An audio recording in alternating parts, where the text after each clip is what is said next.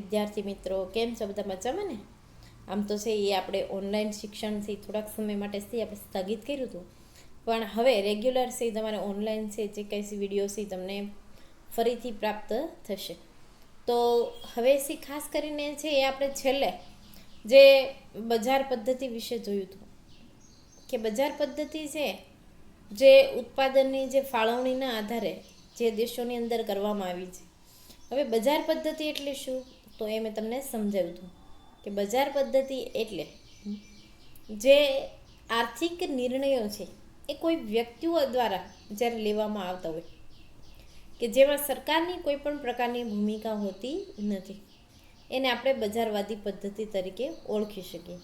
સમાજવાદી એટલે કેવી કે જ્યાં સરકાર દ્વારા સંચાલન હાથ ધરવામાં આવતું હોય છે. તો બજાર પદ્ધતિ અને સમાજવાદી પદ્ધતિના તફાવત અથવા તો પ્રશ્ન તમારે પરીક્ષાની અંદર અચૂકપણે છે આમાંથી એક પ્રશ્ન તમારે પૂછાશે. તો ચાલો વિદ્યાર્થી મિત્રો, આપણે બજાર પદ્ધતિ વિશે સૌથી પહેલાં તો માહિતી મેળવી હતી. હવે એના જે આપણે લક્ષણો અને તેના લાભ છે આપણે જોયા હતા. હવે બજાર પદ્ધતિની જે ખામીઓ એટલે કે તેની મર્યાદાઓ મેં તમને વાત કરી હતી એમ કે કોઈ પણ વસ્તુ છે એના ફાયદા હોય એની સાથે એના કેટલાક ગેરફાયદાઓ પણ હોય છે. જેવી રીતે આપણે મોબાઈલ છે એ જાણીએ છીએ કે એમાંથી ઘણા બધા ફાયદા છે. મોબાઈલ છે એ ઉપયોગથી થતાં તમે દુનિયાની કોઈ પણ માહિતી તમે ટીવી વગર પણ તમે માહિતી ઘરે બેઠા તમે મેળવી શકો છો. અથવા તો કોઈ પણ જગ્યાએ માનો કે આપણે બજારમાં જતા હોય તો ત્યાં પણ આપણે માહિતી જોઈ શકીએ છીએ. જ્યારે ટીવીમાં માહિતી મેળવી હોય તો આપણે ઘરે બેસીને જ એ માહિતી મેળવી શકીએ. તમે કોઈ પણ જગ્યાએ જાઓ બહાર તો તમને એ માહિતી મળી શકે નહીં. તો મોબાઈલના જેમ ઘણા બધા ફાયદાઓ છે એમ સાથે સાથે કેટલાક એના ગેરફાયદાઓ પણ છે. એવી જ રીતે સમાજવાદી જે પદ્ધતિ અને બજાર પદ્ધતિ છે એની કેટલીક મર્યાદાઓ અને ખામીઓ પણ ઉદ્ભવે છે. તો ચાલો આપણે બજાર પદ્ધતિની મર્યાદાઓ એટલે કે તેની ખામીઓ આપણે સૌપ્રથમ જોઈએ. હવે બજાર પદ્ધતિમાં અનેક લાભ હોવા છતાં તે સંપૂર્ણ નથી. તેમાં કેટલીક ખામીઓ કે તેની મર્યાદાઓ છે જે નીચે મુજબ છે. જો આપણે ઘણીવાર આ શબ્દ વાપરતો હોય કે ભાઈ કોઈ પણ વ્યક્તિ ક્યારેય સંપૂર્ણ હોતી જ નથી. દરેક વ્યક્તિની અંદર કોઈને કોઈ ખામી હોય છે તો સાથે સાથે કેટલીક સારી બાબતો પણ હોય છે. પણ આપણને એ વસ્તુનો ખ્યાલ હોવો જોઈએ કે આપણે એમાંથી કઈ વસ્તુ અપનાવવા જેવી છે અને કઈ વસ્તુ આપણા માટે ફાયદાકારક છે. એટલે કોઈ વ્યક્તિ ક્યારેય સંપૂર્ણ હોતી નથી. દરેક વ્યક્તિ કંઈક નવું નવું સમાજની અંદર પોતે બીજાનું જોઈને ઘણીવાર શીખે છે અથવા તો તાલીમ દ્વારા જ્યારે એ સંપૂર્ણ બનવા માટે પ્રયત્ન કરે છે. પણ દુનિયાની અંદર કોઈ એવી વ્યક્તિ નથી કે જે સર્વસંપન્ન હોય. એમાં કેટલીક ખામીઓ કે મર્યાદાઓ છે જે આપણે નીચે મુજબ જોઈ શકીએ છીએ. પહેલું છે નફાના ધ્યાનમાં રાખી ઉત્પાદન થતું હોવાથી મોજ શોખની વસ્તુઓનું ઉત્પાદન વધુ થાય અને પ્રાથમિક જરૂરિયાતની વસ્તુઓનું ઉત્પાદન ઘટે છે. જો નફાના આધારે એ સૌથી વધારે ઉત્પાદન થતું હોય એટલે કે જે ખાસ કરીને જે પ્રાથમિક જે ચીજ વસ્તુઓ છે એનું ઉત્પાદન છે એ કેવું થાય છે? ઓછું થાય છે.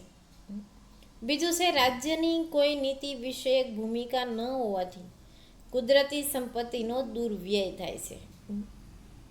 કે ભાઈ રાજ્યની જે કોઈ નીતિ છે એમાં કોઈ પણ પ્રકારની જે ભૂમિકા જે હોતી નથી એટલે કુદરતી જે સંપત્તિ છે એનો દુર્વ્યય થાય છે. કારણ કે લોકો જે ઉપયોગ કરશે એ ક્યારેય એવું નહીં વિચાર કરે કે ભાઈ આ વસ્તુ વાપરવાથી કેટલો આપણને ફાયદો થાય છે અથવા તો આ વસ્તુ કરવાથી જે કુદરતી સંપત્તિનો કેટલો દુર્વ્યય થાય છે એ એવું ક્યારેય વિચારશે નહીં. ત્રીજું છે ગ્રાહકોની બજાર વિશેની અજ્ઞાનતાના કારણે તેનું શોષણ થાય છે. બહુ સરસ વાત કરી કે ભાઈ ઘણીવાર એવું બને છે કે ગ્રાહકો છે એ ઘણીવાર બજાર વિશે શું ભાવ હોય છે અથવા તો એના વિશેની કાંઈ એને માહિતી હોતી નથી. અને એના કારણે જે ગ્રાહકો છે એ અમુક વસ્તુથી અજાણ હોય છે કે ભાઈ એટલા વસ્તુના ભાવ ક્યાં છે એ એને ખબર હોતી નથી. એટલે ગ્રાહકોનું આમ જોઈએ તો શોષણ વધારે થાય છે. ત્યાર પછી ચોથું સંપત્તિ અને આવકનું કેન્દ્રીકરણ થવાથી જે કેન્દ્રીકરણ થવાથી આવકની જે અસમાનતા છે તેમાં વધારો થાય છે. તો સંપત્તિ અને આવકનું છે કેન્દ્રીકરણ થાય છે, અને એના કારણે આવકની જે અસમાનતા છે એમાં શું થાય છે? વધારો થાય છે. સંપત્તિ અને આવકનું કેન્દ્રીકરણ છે સૌથી વધારે ક્યાં થાય? તો કે જે લોકો અમીર હોય, એટલે કે જે લોકો પહોંચી શકે એમ હોય એની પાસે આવક છે એ વધારે વધારે વધતી હોય, અને એના કારણે એની પાસે આવકનું કેન્દ્રીકરણ થાય, એટલે આવકની અસમાનતા વધી જાય. એ ગરીબ છે એ વધારે ગરીબ બને, અમીર છે એ વધારે અમીર બની જાય. ત્યાર પછી પાંચમું છે ઈજારાશાહી, આર્થિક અસ્થિરતા અને મજૂરોનું શોષણ વગેરેનો ભય રહે છે. જો બજારવાદી પદ્ધતિથી આપણને ગેરફાયદો સૌથી મોટો શું થાય? તો કે ઈજારાશાહી. ઘણી વાર એવું બને કે ભાઈ અમુક વ્યક્તિઓ પાસે જે કઈ વસ્તુ હોય એ ઘણી વાર બીજી વ્યક્તિ પાસે ન પણ હોઈ શકે, તો એના કારણે છે એ ઈજારાશાહી ઉદ્ભવી શકે. એટલે કે વ્યક્તિ પાસે જે કઈ માલ સામાન હોય બીજા પાસે ન હોય તો ભાવ છે ઘણી વાર 3 થી 4 ગણા કરી નાખતો હોય. પછી છે આર્થિક અસ્થિરતા અથવા તો મજૂરોનું શોષણ. હવે આર્થિક અસ્થિરતા એટલે શું? કે ઘણીવાર છે આપણે જોઈએ કે ભાઈ આર્થિક રીતે છે આપણે કોઈ પણ જગ્યાએ છે ઘણીવાર સ્થિર હોતા નથી, અથવા તો એના કારણે તમે જે કઈ જગ્યાએ જાઓ ત્યાં તમારે છે એ જે વસ્તુના ભાવ હોય એ આપવા પડે છે. ત્યાર પછી મજૂરોનું જે શોષણ છે, તો આવી રીતના ઘણો બધો ભય છે એ રહે છે. ત્યાર પછી સમાજવાદી પદ્ધતિ. સમાજવાદી પદ્ધતિ એટલે શું? ચલો આપણે જોઈએ સમાજવાદી પદ્ધતિ એટલે શું.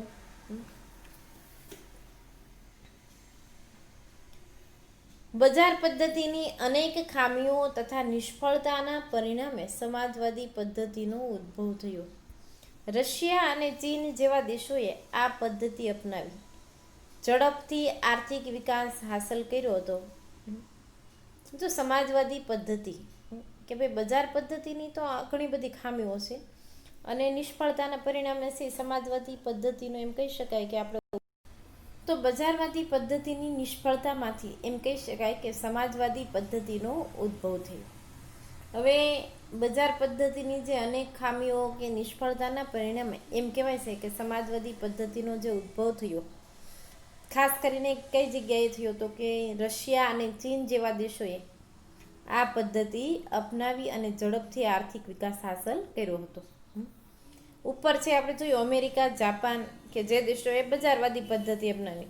હવે સમાજવાદી પદ્ધતિ છે કયા દેશોએ અપનાવી? તો કે રશિયા અને ચીન, કે જેના કારણે એ લોકોએ ખૂબ એમ કહેવાય કે આર્થિક વિકાસ ઝડપથી સાધી શક્યા હતા. સમાજવાદી આર્થિક પદ્ધતિ એ બજાર પદ્ધતિથી તદ્દન વિરોધી છે. સમાજવાદી આર્થિક પદ્ધતિમાં બધા જ આર્થિક નિર્ણયો રાજ્યતંત્ર દ્વારા લેવામાં આવે છે. ઉત્પાદનના બધા જ સાધનોની માલિકી રાજ્યની હોય છે. આ પદ્ધતિમાં સમગ્ર અર્થતંત્રનું સંચાલન રાજ્ય સરકાર દ્વારા થાય છે.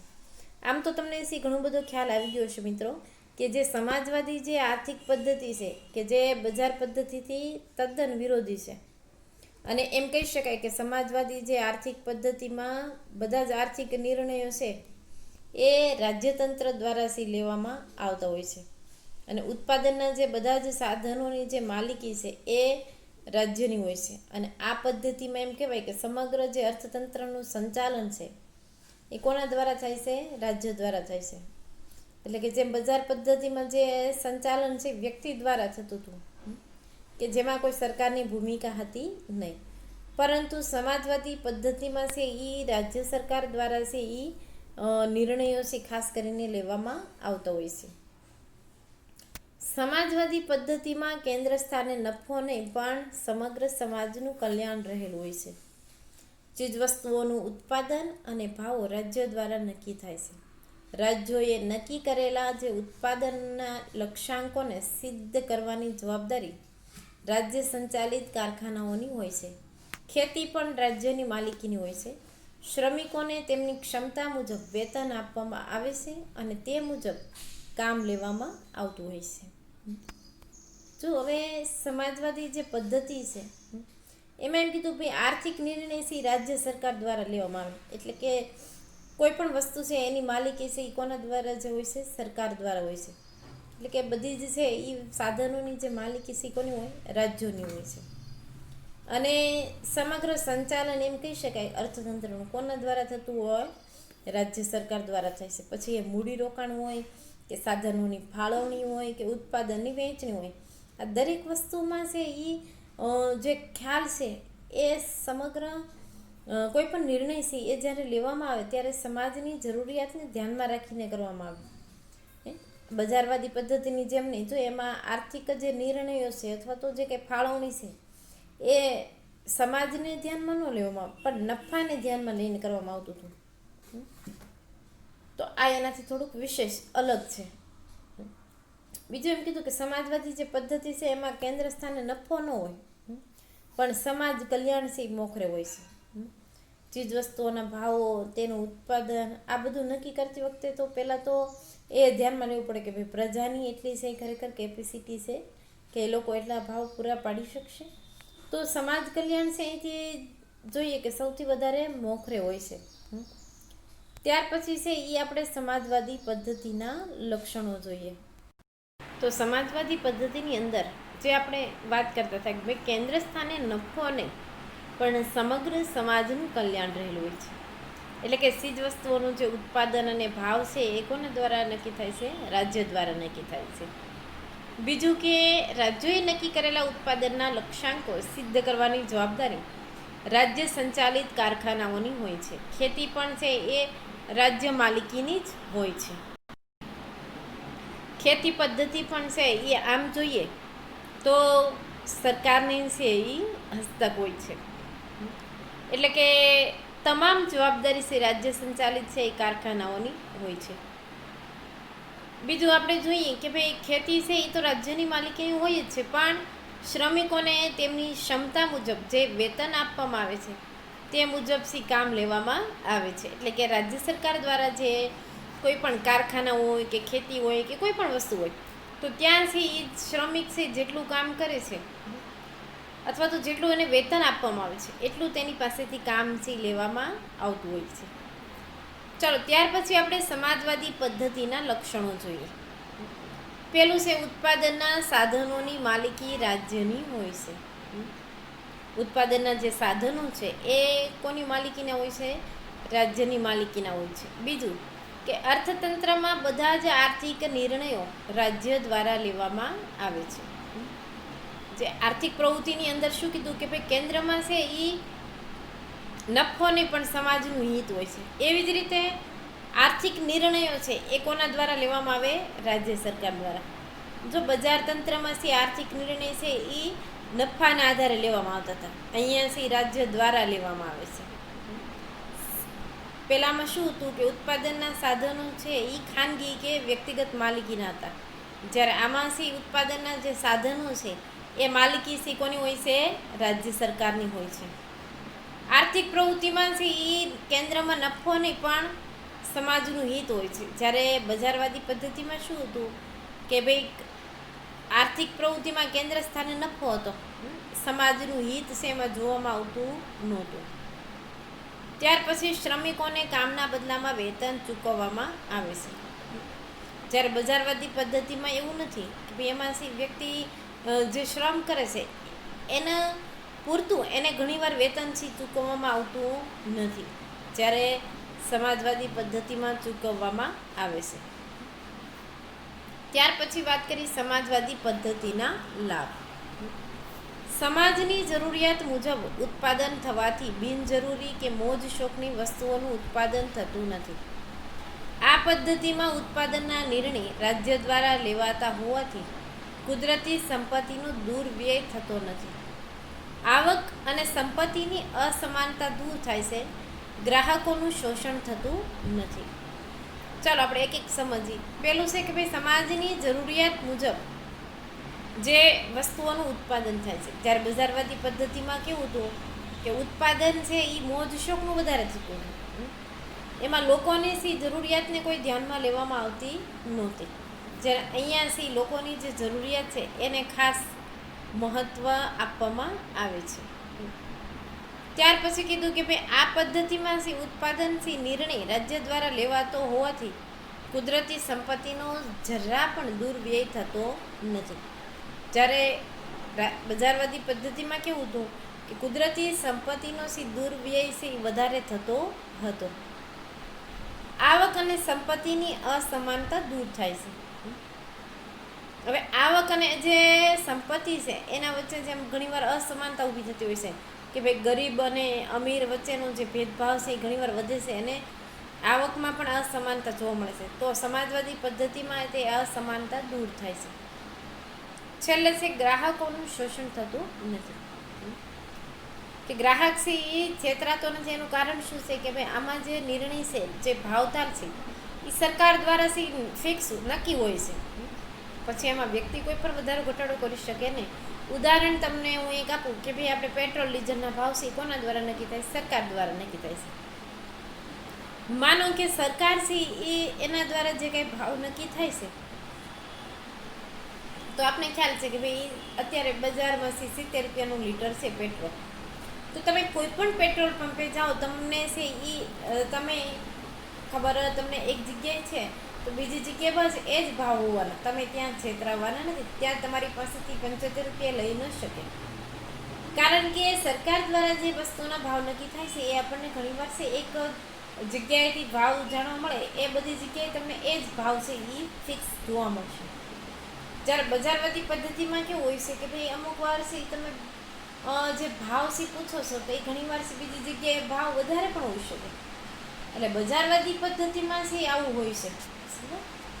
એટલે આ બજારવાદી પદ્ધતિ સમાજવાદી પદ્ધતિનો આ સૌથી એક મોટામાં મોટો તફાવત છે. ચાલો હવે આપણે સમાજવાદી પદ્ધતિની જે ખાસ કરીને જે મર્યાદાઓ છે તેની ખામીઓ એ આપણે જોઈએ કે ભાઈ મેં તમને હમણાં જ વાત કરી એમ કે જે આપણા માટે ફાયદાકારક છે એમ આપણી ઘણી બધી છે વસ્તુઓ એવી પણ છે કે જે ઘણીવાર ખામીઓ તરીકે પણ છે ઉદ્ભવી શકે અથવા તો જે કંઈ મર્યાદાઓ એની હોય છે.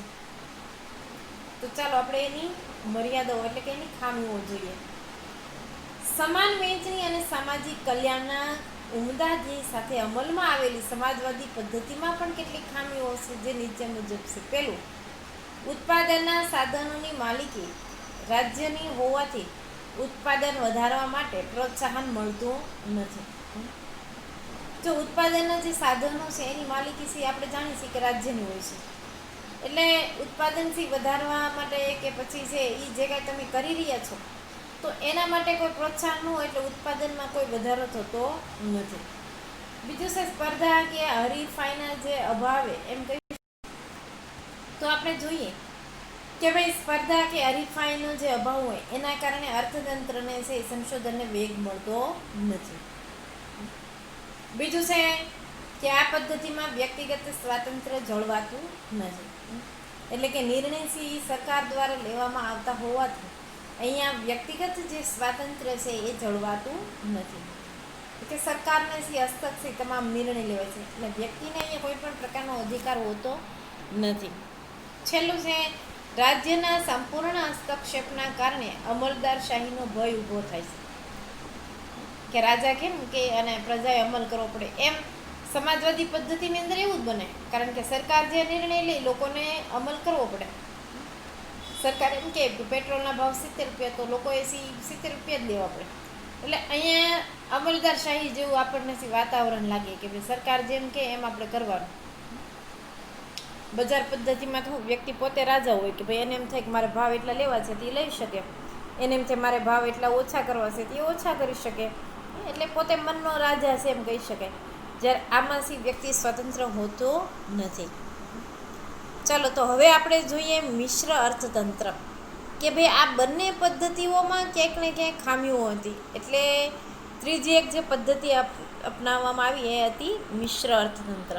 જો કે આપણે ભારતની અંદર પણ આમ જોઈએ તો આપણે મિશ્ર અર્થતંત્ર જે પદ્ધતિ છે તે આપણે અપનાવેલી છે. જોઈએ આપણે મિશ્ર અર્થતંત્ર જે પદ્ધતિ છે તે બજાર પદ્ધતિ અને સમાજવાદી પદ્ધતિની કેટલીક મર્યાદાઓના કારણે બંને પદ્ધતિઓની કેટલીક સારી બાબતોનો સુમેળ સાધી અને મધ્યમ માર્ગ તરીકે મિશ્ર અર્થતંત્રની પદ્ધતિ અસ્તિત્વમાં આવી છે. મિશ્ર અર્થતંત્ર એટલે એવી આર્થિક પદ્ધતિ કે જેમાં જાહેર અને ખાનગી ક્ષેત્રનું સહઅસ્તિત્વ હોય અને આ બંને ક્ષેત્રો એકબીજાના હરીફ નહીં પરંતુ પૂરક બનીને કામ કરતા હોય છે. જો મિશ્ર અર્થતંત્ર એટલે કેવી પદ્ધતિ કે ભાઈ બંને વચ્ચેનો જે માધ્યમ જે માર્ગ છે, મધ્યમ કહી શકાય, કે જેમાં સમાજવાદી પણ સંપૂર્ણ ન હોય અને બજારવાદી પદ્ધતિ પણ ન હોય. બંનેનો એમાં થોડા ઘણા અંશેથી આપણે જોઈએ કે ભાગ હોય. થોડીક બજારવાદી હોય તો થોડીક સમાજવાદી પદ્ધતિ હોય, તો એને આપણે મિશ્ર અર્થતંત્ર તરીકે ઓળખી શકીએ. તો ચાલો આપણે છે એ સૌપ્રથમથી જોઈએ કે મિશ્ર અર્થતંત્રની અંદર જે ખાનગી ક્ષેત્રનું પણ પ્રમાણ હોય છે અને સરકારી ક્ષેત્રનું પણ, અને આ બંને છે એ એક સાથે સુમેળ સાધીને જ્યારે છે હરીફ બનીને પરંતુ પૂરક બનીને છે જ્યારે બંને કામ કરે છે, એટલા માટે આ પદ્ધતિને આપણે મિશ્ર અર્થતંત્ર કહી શકીએ. હવે આ પદ્ધતિમાં ખાનગી વિભાગમાં ખેતી છે, વ્યાપાર છે, નાના વપરાશી માલના ઉદ્યોગ વગેરેની માલિકી વ્યક્તિગત કે ખાનગી હોય છે, જ્યારે ભારે ઉદ્યોગ, સંરક્ષણ, સામગ્રીના કારખાના, રેલવે, વીજળી, રસ્તાઓ, સિંચાઈ વગેરે પાયાની ચાવીરૂપ ક્ષેત્રોના માલિકી રાજ્યની હોય છે. જો આપણે વચ્ચે એક લીટી રહી ગઈ કે આ પદ્ધતિમાં ખાનગી વિભાગમાં જો કઈ વસ્તુ આવે છે, ખેતી, વ્યાપાર, પછી નાના વપરાશી માલના જે ઉદ્યોગો હોય અથવા માલિકી કે વ્યક્તિગત છે એ ખાનગી હોય છે, જ્યારે ભારે ઉદ્યોગ હોય, સંરક્ષણ છે અથવા તો રેલવે છે, વીજળી છે, રસ્તાઓ છે, સિંચાઈ છે, તો આ બધા જે પાયારૂપ જે ઉદ્યોગો છે એ માલિકી રાજ્યના હોય છે, કે જેમાં સરકારને છે એ માલિકી હોય છે. ત્યાર પછી આપણે વાત કરીએ કે આ પદ્ધતિમાં બજારો સંપૂર્ણ સ્વતંત્ર હોતા નથી, પરંતુ સરકાર દ્વારા જુદી જુદી રીતે અંકુશ મુકાતા હોય છે. જેમ કે સમાજમાં અનિચ્છનીય વસ્તુઓનું ઉત્પાદન થતું અટકાવવા તેના પર રાજ્ય દ્વારા ઊંચા કરવેરા નાખવામાં આવે, તો એવી જ રીતે પછાત વિસ્તારોમાં ઉદ્યોગો સ્થાપવા માટે રાજ્ય દ્વારા સબસિડી, કરવેરામાં રાહત વગેરે જેવા પ્રોત્સાહનો આપવામાં આવે છે.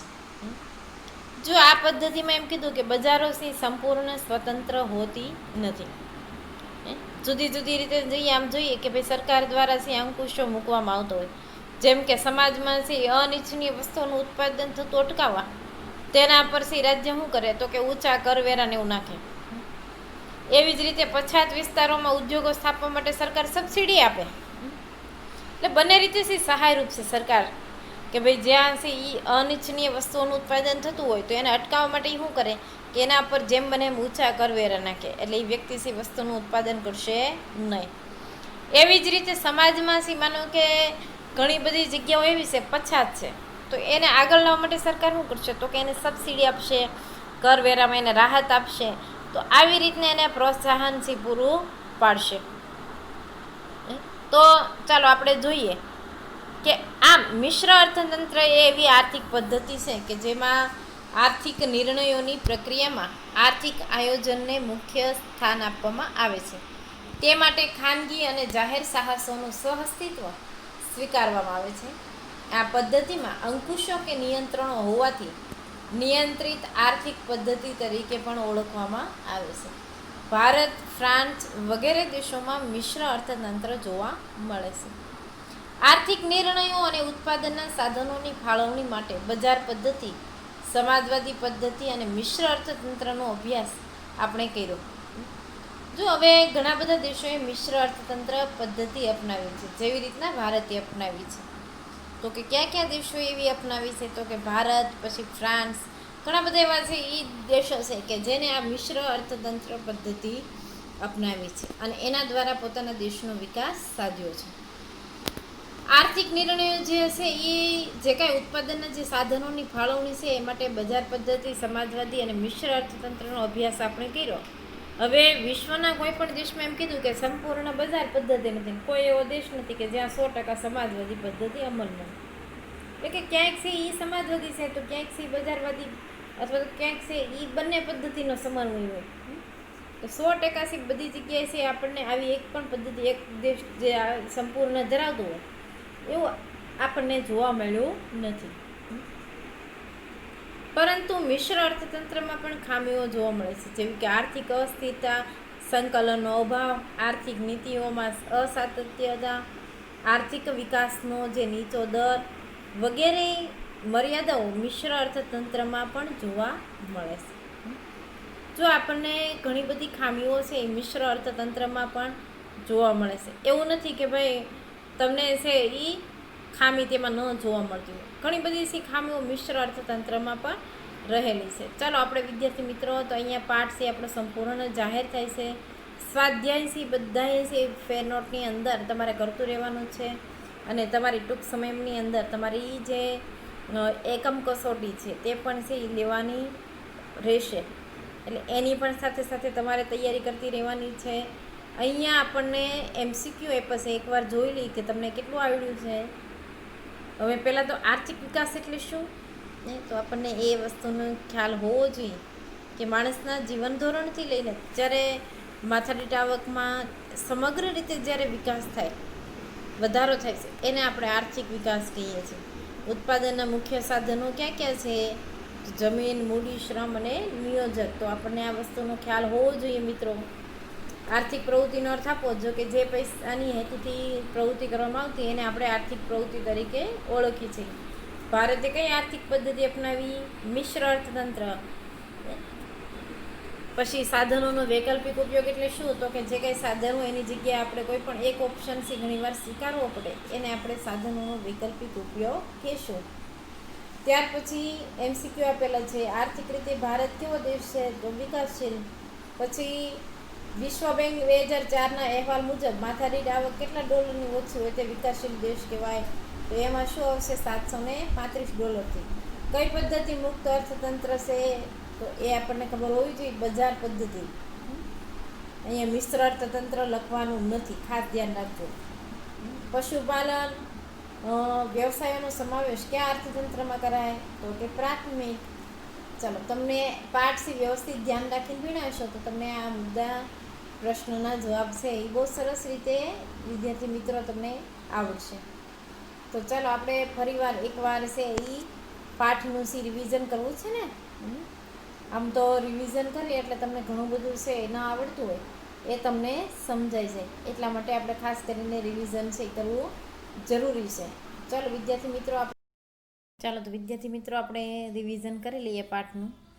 પહેલો આપણે જોયું તો આર્થિક વિકાસ. હવે આર્થિક વિકાસ એટલે શું? તો કે દેશની રાષ્ટ્રીય આવકમાં વધારો થવો. જ્યારે દેશની આવકમાં વધારો થાય એટલે માનવાનું કે દેશની માથાદીઠ આવકમાં પણ વધારો થઈ રહ્યો છે. માથાદીઠ આવકમાં વધારો થાય તો લોકોના જીવન ધોરણમાં સુધારો થાય. કારણ કે આપણી પાસે 5 પૈસાથી આવે તો આપણે છે એ જાણીએ છીએ કે આપણા બાળકોને આપણે છે એ શિક્ષણ આપી શકીએ. બીજા નંબરમાં આપણે આરોગ્યની સુવિધાથી પ્રાપ્ત કરી શકીએ, અથવા તો શિક્ષણથી માંડીને તમામ સુવિધા આપણે પ્રાપ્ત કરી શકીએ. પણ ક્યારે? કે જ્યારે આપણી માથાદીઠ આવકમાં વધારો થાય અથવા તો આપણી પાસેથી એ આવક હોય. તો આર્થિક વિકાસ એટલે શું એ તમે સમજ્યા હતા. હવે એમાંથી આપણે એક 5 માર્કનો જે પ્રશ્ન છે, વિકાસશીલ અર્થતંત્રના લક્ષણો. વિકાસશીલ અર્થતંત્રના લક્ષણો એટલે શું? તો કે મેં તમને પહેલાં જ સમજાવ્યું હતું કે વિકાસશીલ છે સૌ પ્રથમ તો છે કોને કહેવાય એ આપણને ખ્યાલ હોવો જોઈએ કે જે દેશનો વિકાસ થઈ રહ્યો હોય એને આપણે વિકાસશીલ દેશો તરીકે ઓળખીએ છીએ. હવે એમાંથી આપણા દેશનો પણ સમાવેશ થાય છે કે જ્યાંથી વિકાસની પ્રક્રિયા હજી શરૂ છે. તો વિકસિત અને વિકાસશીલમાં તફાવત શું છે એ આપણે જોયું હતું કે ભાઈ વિકાસશીલ છે કે જ્યાં વિકાસ થઈ રહ્યો છે, અને વિકસિત એટલે કે જે પહેલેથી વિકાસ થઈ ચૂકેલો છે. તો વિશ્વ બેંક 2004ના જે અહેવાલ પ્રમાણે તમારે MCQ છે એમાંથી કે કેટલાય ડોલરથી ઓછી હોય તો એને વિકાસશીલ કહેવાય. તો કે $735 જે દેશ ઓછી માથાદીઠ આવક ધરાવતો હોય તો એને છે આપણે વિકાસશીલ અર્થતંત્ર તરીકે ઓળખી શકીએ છીએ. વિકાસશીલ અર્થતંત્રના મુખ્ય જે લક્ષણો છે તો ઘણા બધા છે, પણ અહીંયા આપણને 8 થી 9 જેટલા છે આપણને અહીંયા લક્ષણો આપેલા હતા. એમાં આપણે સૌથી પહેલાં જોયું હતું કે નીચી માથાદીઠ આવક. કે વિકાસશીલ દેશો છે એની જે આવક છે એ કેવી હોવાની? જે ઓછી હોવાની ખાસ કરીને. ચાલો, ત્યાર પછી છે એ શું કીધું છે કે વસ્તી વૃદ્ધિનો દર અહીંયા 2% કરતાં પણ વધારે હોય છે. તો તમે ભારતમાં જોઈ શકો છો કે 2001માં છે આપણી વસ્તી છે માત્ર 102 કરોડની હતી. કેટલી? 102 કરોડની. જ્યારે અત્યારે છે આપણી જે વસ્તી તમે જોઈ શકો છો કે કેટલી થઈ છે. અત્યારે આપણી જે વસ્તી છે એ દિન પ્રતિદિન છે કેટલી બધી છે વધી રહી છે આપણે જોઈ શકીએ છીએ. કારણ કે અત્યારે આપણા દેશમાં જે કૂદકે ને ભૂચકે જે વસ્તી વધી રહી છે, અત્યારે 1 અબજની પાર આપણી સી વસ્તી થઈ ચૂકી છે. તો તમે વિચાર કરી શકો છો કે વિકાસશીલ દેશોની અંદર જે વસ્તી વૃદ્ધિનો દર છે એ ખૂબ ઝડપથી વધતો હોય છે. ત્યાર પછી કૃષિ ક્ષેત્ર પરનું અવલંબન, એટલે કે આ દેશો છે એ કૃષિ પર અવલંબન છે આમ જોઈએ તો સૌથી વધારે ધરાવતા હોય છે. એટલે કે કૃષિ છે એનો મુખ્ય વ્યવસાય છે આપણને જોવા મળતો હોય છે. ભારતની અંદર તમે જો 60% લોકો છે, આમ તો 60% કરતાં પણ વધારે લોકો રોજગારી માટે શેના પર આધાર રાખે છે? ખેતી પર આધાર રાખે છે. અને 25% આવક તો આપણને ખેતીમાંથી જ પ્રાપ્ત થાય છે. ત્યાર પછી આવકની જે વહેંચણી છે એ અસમાન હોય કે ભાઈ ગરીબ છે એ વધારે ગરીબ બનતો હોય અને અમીર છે એ વધારે અમીર બનતો હોય છે. તો આવકની જે વહેંચણી છે એ પણ છે કેવી હોવાની? અસમાન હોય છે. બેરોજગારી એટલે શું એ તમને ખ્યાલ છે કે જે વ્યક્તિ કામ કરવા ઈચ્છતો હોય પણ ઘણીવાર છે એને કામ મળતું નથી, તો એને આપણે છે બેરોજગારી કહી શકીએ. ત્યાર પછી ગરીબી, કે ગરીબી છે એ વિકાસશીલ જે રાષ્ટ્રનું એક લક્ષણ છે કે જ્યાં બેરોજગારીનો દર વધારે હોય એટલે ગરીબીનું પ્રમાણ પણ ત્યાં કેવું છે? વધારે હોવાનું. એટલે ગરીબીનું પ્રમાણ વધારે છે. ત્યાર પછી આપણે જોયું તો દ્વિમુખી અર્થતંત્ર. દ્વિમુખી અર્થતંત્ર એટલે શું? તો કે જ્યાં એક બાજુ પછાત છે એ જે વિસ્તાર છે કે જ્યાં જૂની પદ્ધતિથી ખેતી એની જે કાંઈ છે કરવામાં આવે છે, અને એક બાજુ છે એવો સમાજ છે શહેરી સમાજ કે જે ખૂબ જ આધુનિક છે. તો દ્વિમુખી અર્થતંત્ર આપણને જોવા મળે છે. ત્યાર પછી પાયાની અપર્યાપ્ત સેવાઓ, શિક્ષણ છે, વીજળી છે, આરોગ્ય છે, બેન્કિંગ છે, જે કાંઈ છે અર્થતંત્રમાં આપણને જોવા મળે છે કે જે દેશના વિકાસ માટે છે ખૂબ જ અવરોધરૂપ બનતી હોય છે. ત્યાર પછી છે એ આંતરરાષ્ટ્રીય વ્યાપારનું સ્વરૂપ, કે ભાઈ ભારત છે એ આંતરરાષ્ટ્રીય ક્ષેત્રે તમે જોઈ શકો છો કે આયાત છે એ વધારે હોય છે, નિકાસ કમાણી છે એ ખૂબ ઓછી હોય છે. વિકાસશીલ દેશોની આ એક પ્રાથમિક લાક્ષણિકતા છે. અમેરિકા છે તો અમેરિકા તમે જુઓ કે પેટ્રોલ ડીઝલનું જે કાંઈ છે એ નિકાસ કરે છે, એના કારણે કેટલું છે આગળ પડતો દેશ છે જે વિકસિત થયો છે. એનું કારણ શું છે? કે એ લોકો નિકાસ વધારે કરે છે, જ્યારે આપણે નિકાસ છે એ ઓછી થાય છે. એટલે આ એનું આંતરરાષ્ટ્રીય વ્યાપાર સ્વરૂપ છે. ત્યાર પછી છે આર્થિક પ્રવૃત્તિ, જે આપણે જોઈ હતી આર્થિક અને બિન આર્થિક પ્રવૃત્તિનું ઉદાહરણ. હવે આર્થિક પ્રવૃત્તિ કોને કહેવાય? કે જે આવક મેળવવાના હેતુથી જ્યારે કોઈ પણ પ્રવૃત્તિ કરવામાં આવે છે એને આપણે આર્થિક પ્રવૃત્તિ તરીકે ઓળખી શકીએ. બિન આર્થિક પ્રવૃત્તિ એટલે શું? કે જે પ્રવૃત્તિનો હેતુ આવક મેળવવાનો કે ખર્ચ કરવાનો ન હોય તે પ્રવૃત્તિને આપણે બિન આર્થિક પ્રવૃત્તિ પણ કહીએ છીએ. ત્યાર પછી ભારતીય અર્થકરણનું જે માળખું છે, કે ભારતીય અર્થકરણનું માળખું છે આપણે જોયું હતું કે જે 3 વિભાગમાં છે, મુખ્યત્વે પ્રાથમિક, માધ્યમિક અને સેવા ક્ષેત્ર. પ્રાથમિકની અંદર ખેતી છે, ત્યાર પછી પશુપાલન, મરઘા બતકા ઉછેર, આ બધું શેમાં આવશે? પ્રાથમિક ક્ષેત્રની અંદર. માધ્યમિક ક્ષેત્રની અંદર કઈ વસ્તુ આવશે? તો કે માધ્યમિકની અંદર મોટા પાયાના ઉદ્યોગો, બાંધકામ, આ બધી વસ્તુઓ આવશે. ત્યાર પછી સેવા ક્ષેત્ર. સેવા ક્ષેત્રની અંદર કઈ કઈ આવશે?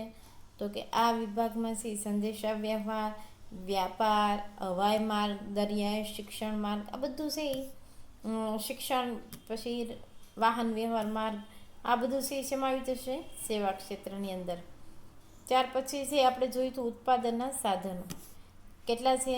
4 છે. તમને આવડી જશે. જમીન, મૂડી, શ્રમ અને નિયોજક.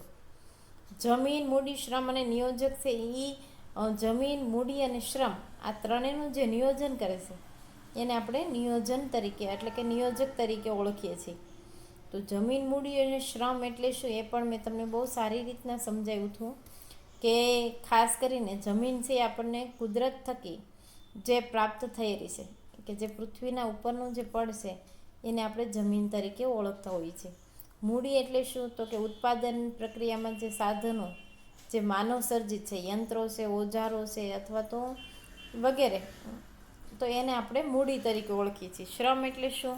કે ભૌતિક વળતરની જે અપેક્ષા એ જે કાંઈ વ્યક્તિ છે એ કામ કરે છે શારીરિક કે માનસિક, તો એને આપણે છે એ શ્રમ કહીએ છીએ. નિયોજન એટલે શું કે આ ત્રણેય વસ્તુઓનું જે સંયોજન કરીને જે વ્યક્તિ છે એ કમાય છે અથવા જે કંઈ કામ કરે છે એને આપણે નિયોજક તરીકે ઓળખી શકીએ છીએ.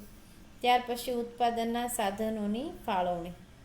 હવે ઉત્પાદનના જે સાધનોની ફાળવણી છે એમાં આપણે જોયું હતું કે અમર્યાદિત જરૂરિયાતો અને જરૂરિયાતોનો અગત્યનો ક્રમ અને મર્યાદિત સાધનો.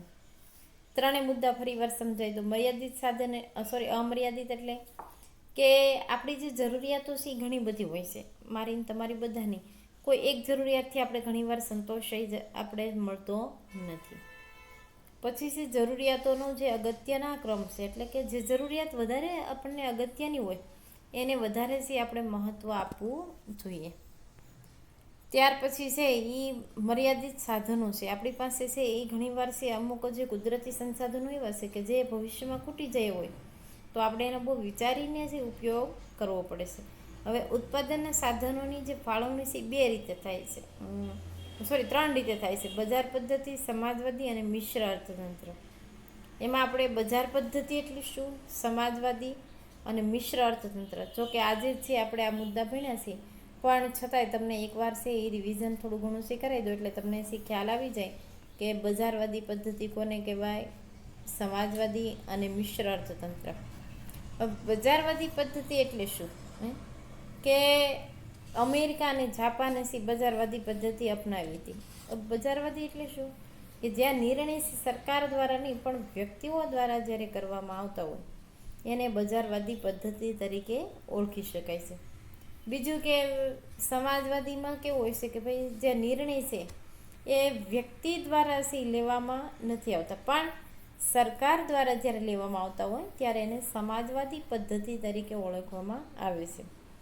ત્યાર પછી મિશ્ર અર્થતંત્ર એટલે કેવું તો કે જેમાં સમાજવાદી અને બજારવાદી આ બંને પદ્ધતિઓનો જ્યારે ઉપયોગ થઈ સમન્વય કરી અને જે પદ્ધતિ છે એ બનાવવામાં આવી છે એને મિશ્ર અર્થતંત્ર તરીકે પણ આપણે ઓળખી શકીએ છીએ. તો ચાલો વિદ્યાર્થી મિત્રો, અહીંયા મેં તમને જે કાંઈ છે પાઠનું રિવિઝન કરાવ્યું તે પ્રમાણે છે તમારે પાઠ છે એકવાર ફરીવાર છે વાંચી લેવાનું છે, કારણ કે આ પાઠ તમારે ઘણીવાર બજાર પદ્ધતિ કે સમાજવાદી પદ્ધતિની ખામીઓ કે એના લાભ કે એની અથવા તો એની જે કાંઈ મર્યાદા છે એ તમારે પૂછાતી હોય છે. એટલે આ પાઠની અંદર મોસ્ટ ટાઈમથી એક જ પ્રશ્ન તમારે છે કે બજાર પદ્ધતિ અને સમાજવાદી પદ્ધતિ તો અથવા તો વિકાસશીલ અર્થતંત્રના લક્ષણો, આ ત્રણમાંથી કોઈ પણ પ્રશ્ન છે તમારે પૂછાઈ શકે. એટલે સ્વાધ્યાયની અંદર છે હવે તમે જે પ્રશ્નો એકવાર લખશો એટલે તમને વ્યવસ્થિત રીતે એનો ખ્યાલ આવી જશે. તો ચાલો વિદ્યાર્થી મિત્રો, અહીંયા છે આપણો પાઠ સંપૂર્ણ જાહેર થાય છે. હવે પછી છે આપણે જે કાંઈ નવો પાઠ શરૂ કરીએ તેમાં તમારે ધ્યાન રાખવાનું અને તેમાં પણ વિડીયો છે એ વ્યવસ્થિત છે દરરોજ ડેઈલી આપણે જોવાના છે. તો ચાલો વિદ્યાર્થી મિત્રો, અહીંયા આપણો પાઠ પૂરો થાય છે અને સ્વાધ્યાય ફેરનોટની અંદર કરી અને હું જ્યારે તમને કહું ત્યારે તમારે ફોટા પાડીને મને મોકલવાના રહેશે. આમ તો હવે મીતને ઘણા બધા છે રેગ્યુલર જે સ્ટુડન્ટ જે કંઈ છે એ ભૌતિકને ઘણા બધા છે, આમ તો નામ છે એ હું નથી લેતી, પણ એ બધા વિદ્યાર્થી મિત્રો ખૂબ સરસ રીતે લેશન કરીને છે મોકલે છે. કેયુર છે, પ્રતિક છે, તો PDF કરીને છે એ લોકો મોકલી રહ્યા છે. મને ખૂબ જ આનંદ થાય છે કે તમે એટલું નિયમિત છે હોમવર્ક કરો છો. તો ચાલો વિદ્યાર્થી મિત્રો, હવે આપણે કંઈક નવો જે પાઠ છે એ ભણીશું.